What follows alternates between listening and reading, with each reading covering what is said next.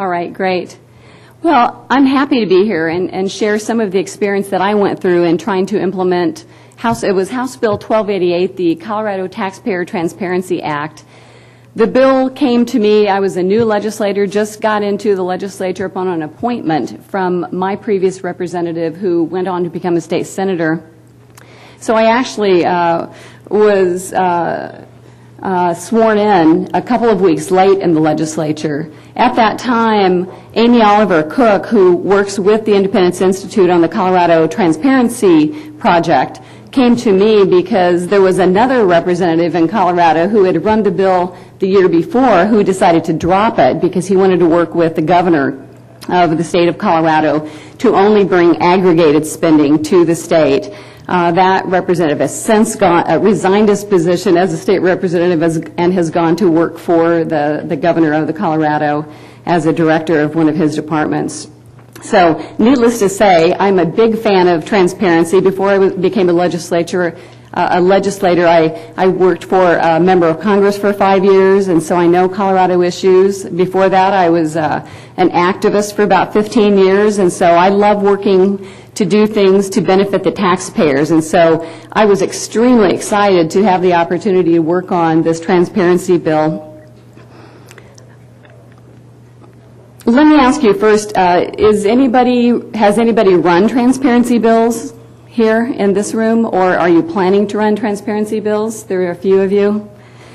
Well, if you want to pass a transparency bill, I'd say the biggest obstacle that you're going to face is whether your governor and his administration have the will to work with you on that or not. In my case, I was able to get my bill passed, even though the governor worked with this former legislator and a few other legislators to try to kill my bill at various points throughout the process. Since getting the bills passed in May, I've run into problems with getting the bill implemented properly.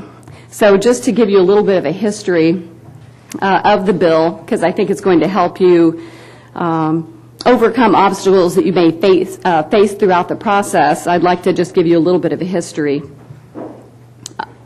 I began working on the bill in January and took various things out of the bill that the previous legislator had been working on. I took contracts out of the bill because it was going to raise the fiscal note by a huge degree. And as some of you may know, we're having a big budget crisis like many states here in the United States. And so I was mostly interested in trying to get individual expenditures and revenues online because I thought that was going to really help the taxpayers. And more than that, I also thought it would help us as legislators. Because I don't know about you, but we legislators in the state of Colorado don't necessarily have direct access to all of that information. And certainly, transparency is such a great issue, and it's just a wonderful issue to talk to the press about, too, because they're very interested in this, because they also have to file Open Records Act requests in order to get information, and so sometimes they'll spend hundreds or thousands of dollars to try to get access to information on state spending. I immediately went to the governor just to ask to see if he might be interested in working with me to implement this through statute rather than executive order, but I really never heard back from him on that. I went to then the Department of the State Controller to talk with him since he would be very involved in this, and at that time, and Amy Oliver Cook was also in that meeting with me, and at that time the State Controller actually threatened to kill the bill with a high fiscal note. And so we were quite amazed that he would actually do that. But we also had a representative in Colorado at the time who had just run and passed a bill to make it illegal for departmental heads to put high fiscal notes on bills simply to kill them. So ultimately it was a $75,000 fiscal note on the bill, and at that point, needless to say, in spite of that, I knew he would still be a great opposition for me. Fortunately, I got most of my Republican colleagues to sign onto the bill, and I got 10 of my Democrat colleagues to sign onto the bill paper the day that I got that paper. And I was quite honest with them and upfront that I knew the governor might or probably would, work against me on this bill, but they didn't seem to be too concerned about that, and they were mostly, at least these 10 legislators, my Democrat colleagues, were interested in transparency. It's a hard issue to fight and to say that you don't want that. Everybody loves transparency. Just prior to taking House Bill 1288 to the House Finance Committee, the governor tried to essentially derail my committee hearing the next day by going ahead and having a big press conference and issuing the executive order, which only brings aggregated spending to this online project. In spite of that, I still took it to House Finance and worked behind the scenes that day to go to all of the House Finance members. That a couple of these legislators working with the governor were trying to give misinformation of them. And when I took it before House Finance, I argued with them that taxpayers want the details. They want the individual expenditures and revenues. They don't really care that much about aggregated sum spending.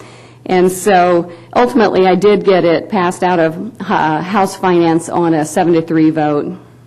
And then I took it to House Appropriations, and again these couple of legislators still went to these members of that committee to try to give them misinformation, and so throughout that whole process it was a matter of me watching and recognizing what they were doing and going to each of these members that I saw them going to as well and trying to give them the correct information so that they could make a rational and a reasonable decision about whether they were going to support the bill in their committees or not. Immediately after those two committee meetings, and it did pass out of appropriations, by the way, even with a $75,000 fiscal note attached. I actually worked with the Speaker of the House at that time a bit, too, because he was actually a fan of transparency, and so he actually wanted to see the bill pass as well. But immediately after those two committee meetings, I went to the press and one particular reporter with the Denver Post and some other news media and let them know that I thought the governor of the state of Colorado was trying to kill my bill, that he didn't want transparency. And so they were very interested in that. And in fact, one of the handouts that you have is a Denver Post article, an op-ed that talks about that. And really was it, they essentially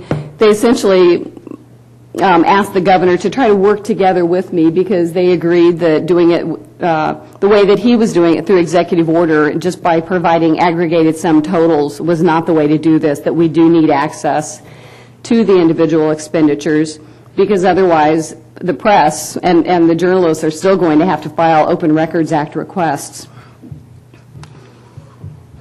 So the arguments that I made there with all of my colleagues in both of those committee hearings and in talking to the press about it was that we need it concretely in statute.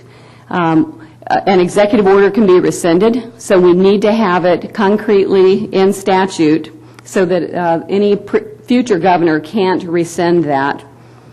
Another argument is the one that I just explained, that it costs sometimes hundreds or thousands of dollars to file Open Records Act requests, and that's not a very fair thing to ask of taxpayers this is their money, this is our money, and we deserve to know how the state is spending our money. And finally, of course, just getting back to the individual expenditure and revenue data, that we need that, not aggregated sum total spending, which really tells people not a whole lot.